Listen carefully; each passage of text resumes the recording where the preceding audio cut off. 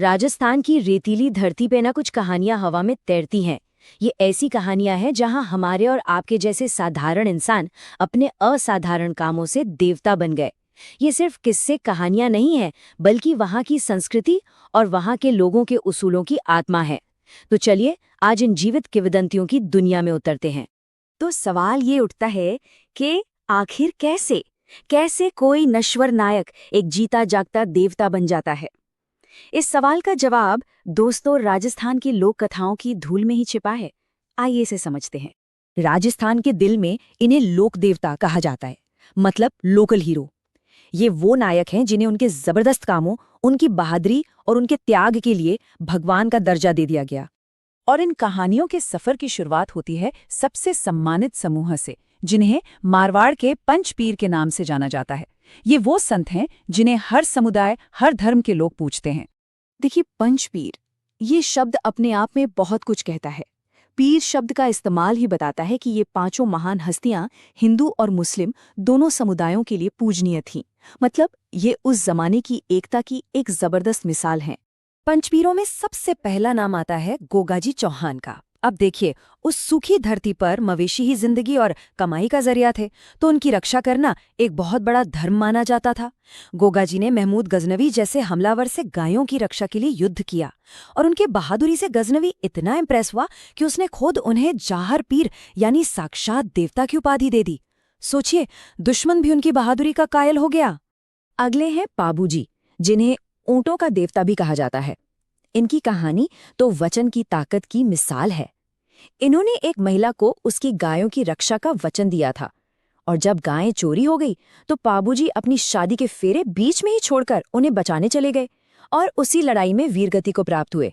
आप सोच सकते हैं, अपनी शादी के बीच से उठकर कोई चला जाए सिर्फ एक वचन निभाने के लिए। फिर आते हैं रामदेव जी। ये सिर्फ एक योद्धा नहीं थे, बल्कि एक बहुत बड़े समाज सुधारक थे। उन्होंने उस जमाने में जाति पाति और छुआछूत के खिलाफ आवाज उठाई, और यही वजह है कि हिंदू उन्हें कृष्ण का अवतार मानते हैं तो मुस्लिम उन्हें रामसा पीर कहकर पूजते हैं। पंचपीरों में अगले हैं हड़बूजी। ये शगुन शास्त्र के ज्ञाता थे, मतलब भविष्य देख सकते थे। चाहते तो राजपाट कर सकते थे, लेकिन उन्होंने सत्ता को ठोकर मारकर अपना पूरा जीवन बीमार और लाचार गायों की सेवा में लगा दिया। कमाल की बात तो ये है कि आज भी उनके मंदिर में उनकी मूर्ति की नहीं, बल्कि उनकी उस गाड़ी की पूजा होती है जिससे वो गायों के लिए चारा लाया करते थे। और इस लिस्ट में 5वें पीर हैं मेहा जी मांगलिया, जो गायों की रक्षा की उसी महान परंपरा को आगे बढ़ाते हैं। गोगाजी और पाबूजी की तरह ही उन्होंने भी लुटेरों से मवेशियों को बचाते बचाते अपने प्राण दे दिए। लेकिन कहानी यहीं खत्म नहीं होती। पंचपीरों से आगे भी राजस्थान ऐसी लोक गाथाओं से भरा पड़ा है जहां वीरता और बलिदान की कोई सीमा नहीं थी। चलिए कुछ और असाधारण योद्धाओं और रक्षकों की कहानियों को जानते हैं। मैं वापस आऊंगा, पहले मुझे अपना वचन पूरा करना है। ये शब्द वीर तेजा जी के चरित्र का पूरा सार हैं। उनकी कहानी तो वचन पालन की एक ऐसी मिसाल है जिस पर यकीन करना मुश्किल हो जाता है। जरा सोचिए, एक इंसान युद्ध में बुरी तरह घायल है, शरीर पर कोई ऐसी जगह नहीं बची जहां घाव ना हो।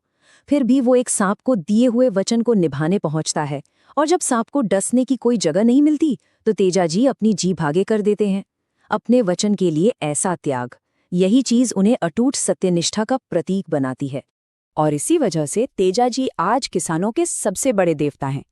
उन्हें काला यानी सर्पदंश और बाला यानी बीमारियों से बचाने वाला रक्षक माना जाता है। और परबतसर नागौर में जो राजस्थान का सबसे बड़ा पशु मेला लगता है ना, वो उन्हीं के सम्मान में आयोजित होता है। अब युद्ध के मैदान से थोड़ा हटकर बात करते हैं देव नारायण जी की।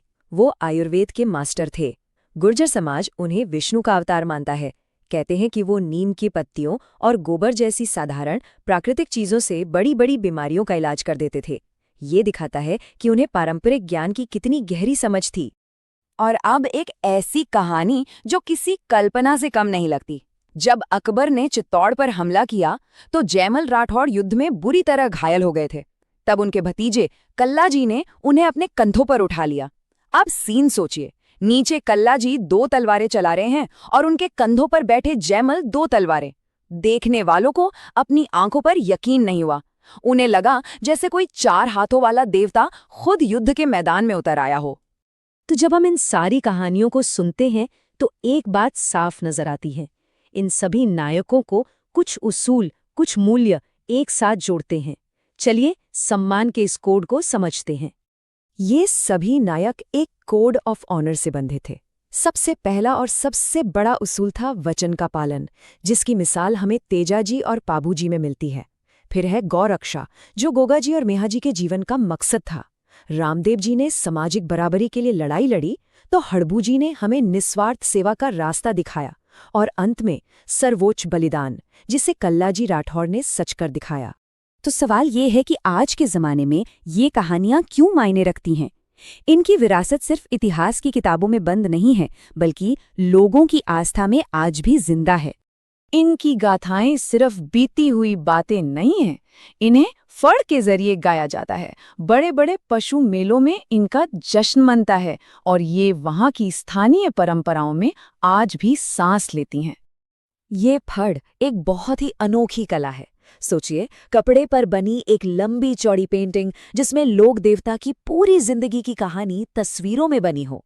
भोपा पुजारी रात के समय इसे खोलते हैं और संगीत के साथ गा गाकर पूरी कहानी सुनाते हैं। ये इतिहास और कला का एक जीता जागता संगम है। और यहीं पर आकर एक बहुत गहरा सवाल खड़ा होता है। आज की साइंस और टेक्नोलॉजी की दुनिया में ये सदियों पुरानी आस्था आज भी इतनी गहरी क्यों है?